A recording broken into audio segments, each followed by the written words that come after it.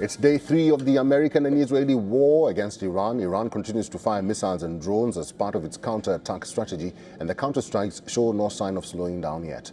In fact, Tehran seems to be expanding the battlefield as it also keeps firing at Arab Gulf monarchies allied to the US. Israel is still the major target. Iran's Revolutionary Guard Corps have launched missile strikes on Israel's government in Tel Aviv, as well as security and military centers in Haifa and an attack on East Jerusalem. The deadliest Iranian strike on Israel still seems to be the one that hit Beit Shemesh on Sunday. At least 9 people were killed there in central Israel. But sirens have been ringing out across Israel, and the Iranian salvos are still incoming on a regular basis. The attacks also keep targeting the Gulf Cooperation Council states. U.S. bases in the Arab nations are in Iran's crosshairs. Iranian drones and missiles are gunning for the Prince Sultan Air Base near Saudi Arabia's capital, Riyadh.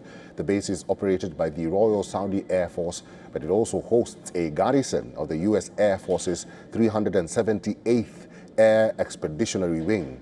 Amid reports of interceptions by Saudi Arabia, 2 witnesses told AFP they heard explosions over the city of Karj, southeast of Riyadh. Bahrain has also been targeted relentlessly. The headquarters of the U.S. Navy's 5th Fleet was targeted on day 1, and attacks on Manama have kept coming. Today, a ship was hit at the port of Bahrain, causing a fire. The British Maritime Security Agency, or the UK MTO, later said that the fire was extinguished and all members of the ship's crew were safe and were evacuated.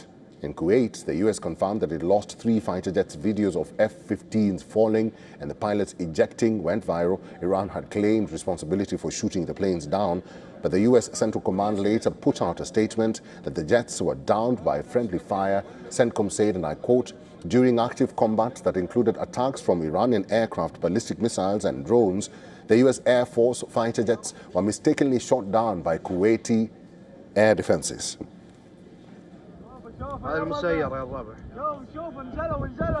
Police, yes, 1 minute, 1 minute. لا لا شبه الدبة 1 minute 1 minute 1 minute. Iran has expanded its targets beyond the Arabian Peninsula. It has also targeted a British military bases in Cyprus.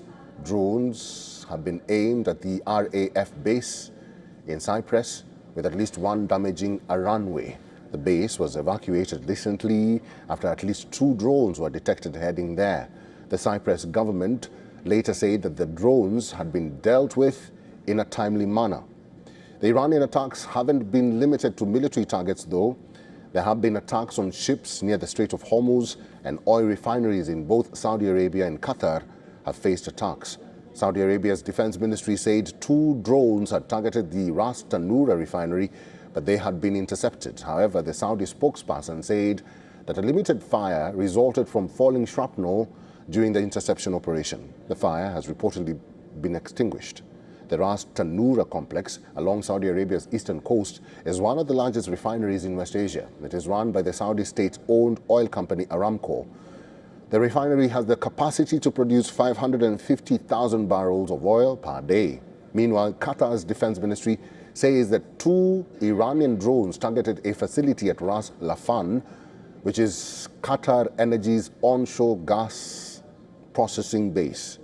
1 drone targeted Ras Laffan industrial city, and the other targeted a water tank belonging to a power plant in Masayed.